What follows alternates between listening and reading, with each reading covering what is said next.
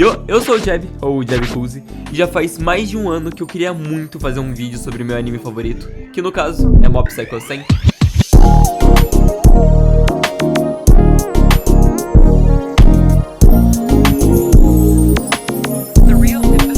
Caso você não saiba, Mob Psycho 100 é um shounen, e um shounen é um gênero de anime.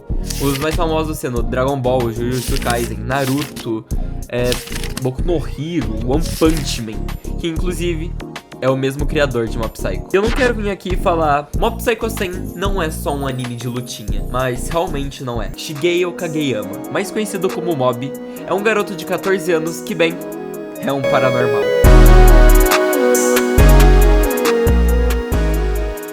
Até porque é um shonen, querendo ou não, e sempre nos shonen tem essas coisinhas de diferencial.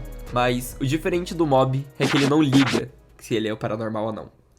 Mob trabalha ao lado do seu mestre, Arataka Reigen, que, bem, é um charlatão, que gosta de usar o Mob que é ingênuo para conseguir deter espíritos malignos, já que ele trabalha com exorcismos e afins.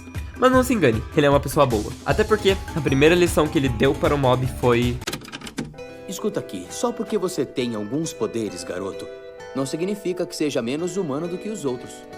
Tem gente rápida, gente boa nos estudos e até gente com forte odor corporal. Poderes paranormais são só outro tipo de atributo. Tem que aceitar isso como parte de você e seguir a vida de maneira positiva. O verdadeiro encanto é a gentileza. Vire uma boa pessoa. Só isso. Isso mudou a mente do Mob, que agora tá atrás de conseguir algo por mérito próprio, sem depender dos seus poderes que facilitam as coisas pra ele. E uma coisa que eu quero falar pra vocês: esse anime, acima de tudo, é sobre sentimentos. Mesmo sendo um shounen, fala muito sobre sentimentos. E depois de explicar um pouco como funciona um pouco dessa dinâmica da mente do Mob, vamos falar um pouco de uma pessoa que é o completo oposto do Mob: o Teruki.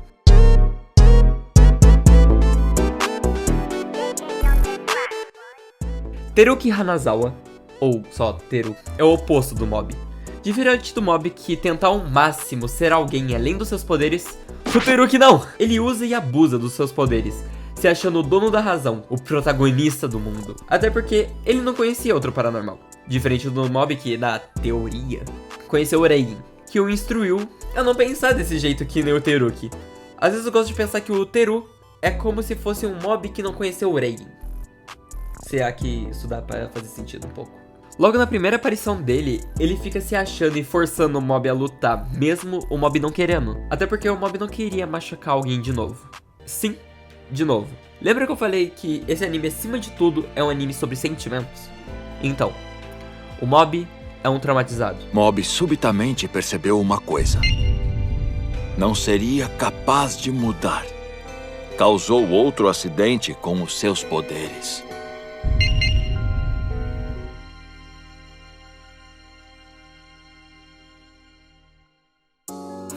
Quando criança, o Mob sem querer acabou machucando seu irmão mais velho, Ritsu. E por conta dos sentimentos do Mob serem atrelados aos seus poderes, o Mob começou a reprimir todos os seus sentimentos. Isso acabou influenciando ao Mob: sempre que ele tiver algum sentimento a um pouquinho à flor da pele, os seus poderes tomam controle em um estralar de dedos. Em determinado momento, o Mob começa a sair com uma garota que se declarou pra ele por conta da sua nova rotina de conversar com uma nova pessoa e não se excluir quase por completamente. Mob se apega bastante, mas tudo que é bom dura pouco. A menina acaba revelando pro Mob que ela só saiu com o Mob por causa de uma aposta, mas ela acaba mostrando um lado pra ela. A menina gosta de escrever, e ela acaba mostrando um rascunho de um livro que ela tá escrevendo pro Mob. Mas quando as amigas delas descobrem, elas tratam a amiga delas com falta de respeito e acabam rasgando esse livro. Não me ouviu? Cai fora! Pra mim, isso aqui não é lixo. Se vai jogar fora, eu pego. Tomei a decisão de valorizar meus sentimentos. Temos que guardar o que é importante. Do que ele tá falando? Nossa, que medo. Amy! É isso aí. Vão embora. Ah, é mesmo? Tudo bem. Mas, mesmo com algumas partes do livro voando, o Mob faz sua parte. Até porque ela mostrou um lado dela que ela esconde. Agora, mais justo, o Mob mostrar o dele. Mostrando seus sentimentos e os seus poderes, o Mob, ele consegue restaurar o livro pra ela. E depois disso, enfim, eu posso falar que o Mob começou a caminhar para amadurecer. Ele deixa de esconder seus sentimentos e passa a valorizar a si mesmo. Até porque, nessa temporada, é que ele, enfim, entende que ele é o protagonista da sua própria vida. Só ter poderes não garante que tudo vai dar certo. Só que isso já não interessa mais. Contanto que você viva escolhendo o que é melhor pra você, me dei conta que eu sou o protagonista da minha própria vida. Agora eu quero falar um pouquinho sobre a dinâmica artística de Mob Psycho 100, que pra mim é incrível. É um dos animes mais bonitos que eu já vi em toda a minha vida. Uma coisa que é bem bonita pra mim é a animação em tudo. Tem cenas de batalha incríveis, coreografias 1000 vezes melhores que muitos animes de luta por aí. O shoutout pra Dragon Ball Super. E uma das cenas mais bonitas que tem coreografias é a cena de luta entre o Covinhas e a Árvore Divina, que é só um brócolis, por causa daquela explosão de sentimentos do Mob junto com o líder daquela gangue lá. Eu esqueci o nome daquele negócio, mas explodiu tudo e o Mob ficou lá. E ele ficou absorvendo e ele tava com brócolis no bolso. E sem falar da OP, que pra mim é uma das OP de anime mais bem escritas e mais incríveis que eu já vi em toda a minha vida. E eu lembro vividamente que, inclusive, eu jogar osso com alguém, que eu não lembro quem. E eu só colocar as OPs de Mob, no caso da primeira e da segunda temporada, porque ainda não tinha a terceira. Mas uma coisa que me deixa mais surpreso é que muita gente não curte muito o Mob Psycho 100 por simplesmente a animação ou a arte do mangá. Que, bem, se você já leu os primeiros mangás de One Punch Man, você já sabe o que eu tô falando, mas muita gente não curte muito essa arte e tá perdendo muito.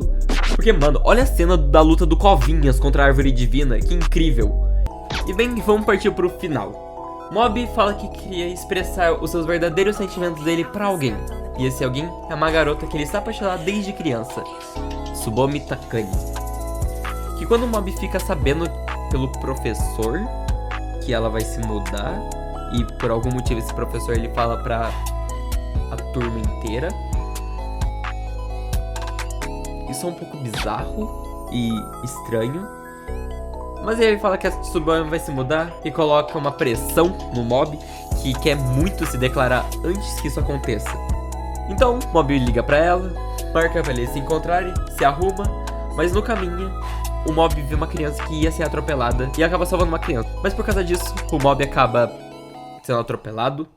E isso mexe um pouco com a cabeça dele, que estava entre a vida e a morte, e os seus poderes tomam conta. E por conta disso, o Mob acaba destruindo tudo ao seu redor, a cidade inteira. A única coisa que ele tá na mente é encontrar Tsubomi, sendo que muitos dos seus amigos impedir eles.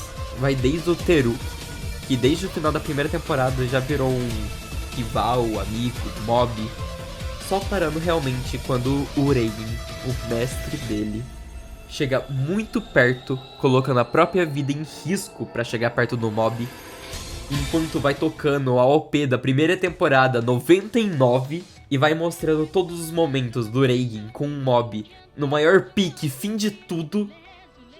O Mob tenta matar o seu mestre, mas sendo salvo pelo Covinhas. O Covinhas é um personagem bem relevante, mas eu decidi cortar ele um pouquinho do roteiro, então o importante é que o Mob achava que o Covinhas estava morto desde o meio dessa temporada, porque o Covinhas ele acaba lutando contra a Árvore Divina e acaba meio que morrendo e sendo destruído da realidade. E com a ajuda dos seus dois maiores amigos, o Reigen, enfim, assume pro Mob. Presta bem atenção!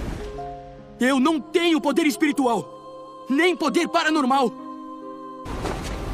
Eu não tenho poder nenhum! Nunca tive nada!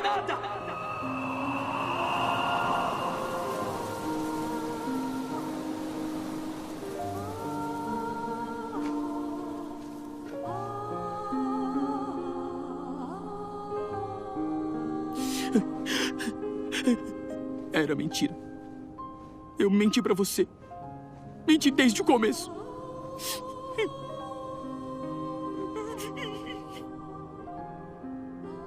Então, nesse momento, o Mob, ou melhor, Shigeo Kageyama, se aceita de verdade. O Mob já sabia que ele era o protagonista da sua própria vida, mas ele estava num caminho para se amadurecer. A única coisa que faltava era ele aceitar que ele é assim. Aceitar o seu lado paranormal e aceitar seu lado normal.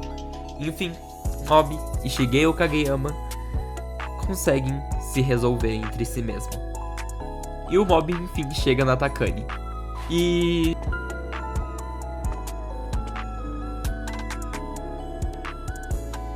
Tomei um fora. O quê?